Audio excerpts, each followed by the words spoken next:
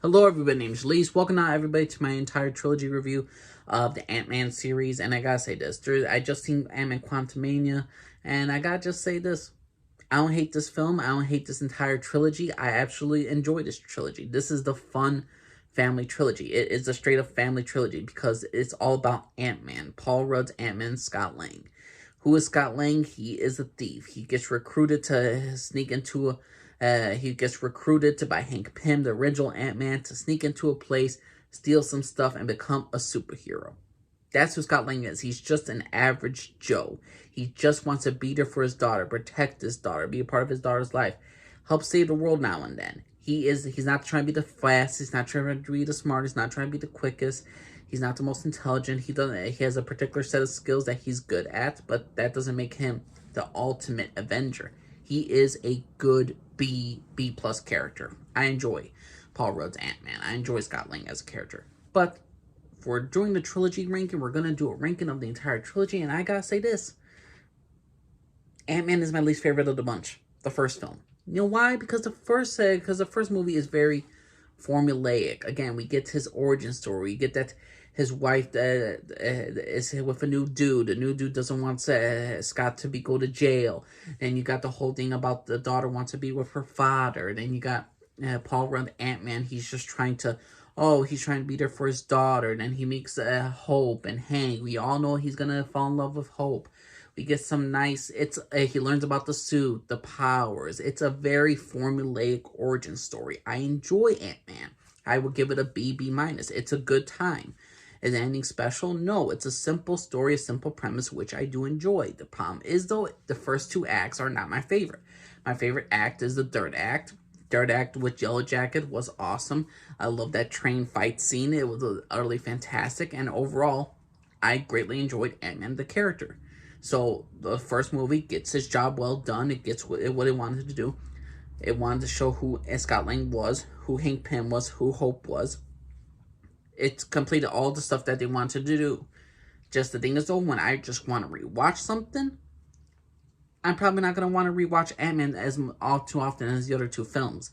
And my number 2 pick is Ant-Man and the Wasp: Quantumania. Now, I know a lot of people want to shit on this film. I know a lot of people really hate on this film. But to me, if people I prefer this one because the first two acts is just so new and so different. It's totally outside the realm of what the MCU is doing with its formulaic entire storylines. We had to stick together. We gotta band together, be a family, and all that. I mean, they always have that attitude. We must rather stand together, be together, or something like that. They always had this formulaic way of their first two acts. But in the first two acts of this film, we get a new world. The quantum realm. We get to learn about Kang, him and Michelle Pfeiffer's character, about their past. It was new, it was different, it was unique, it was interesting. And the first two acts are the strongest parts of this entire film. Like most MCU films, the third act just takes it down a notch. Kang's power levels goes on and off, and certain things don't make sense whatsoever. Either way, I still enjoy the chemistry between Hope, Scott, and Cassie. All those characters, this is a family unit, and overall the end result is a good job. Could have been better? Absolutely. I would actually killed Scott Lang. I would have killed Hope together. I would have killed the entire family but Cassie, if you really want to make this a memorable film. Now, I know a lot of people would say, Kang was wasted and all that stuff. In some cases, yes, some cases, no. Because the actor who plays Kang did a fantastic job. The tone was totally different when he was around. He felt like a real threat. The thing is, though, certain power levels of him, like certain times his power level was great, certain times his power level was wrong.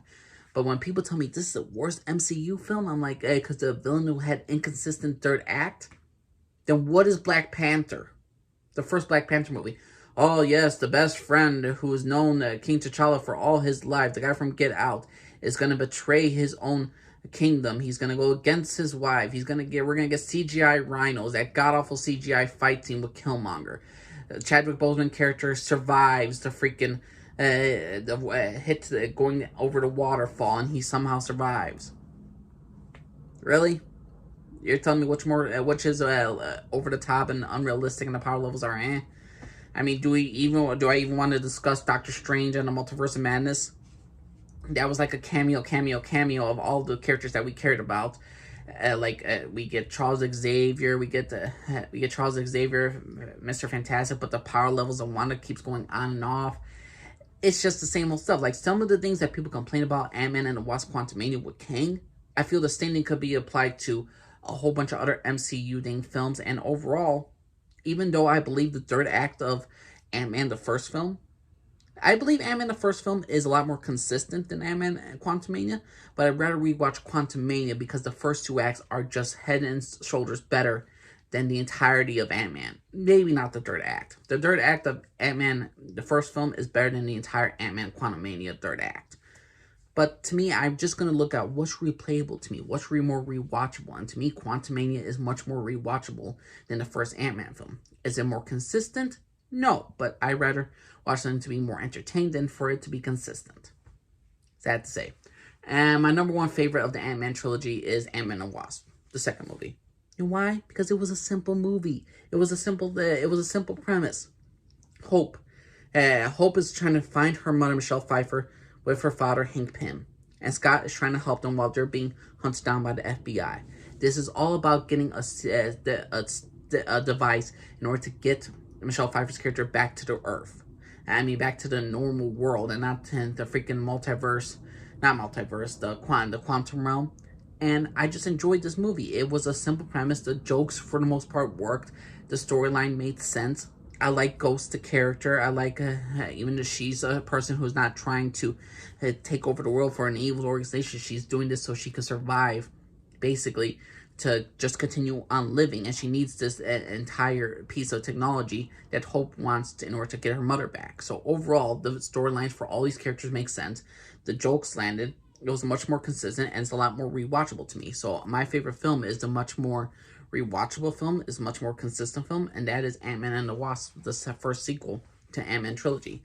What was your personal opinion, everybody? Did you all love the Ant-Man trilogy? You think it was a terrible trilogy? What's your personal opinion? My name's Jalise, for everybody. Bye-bye.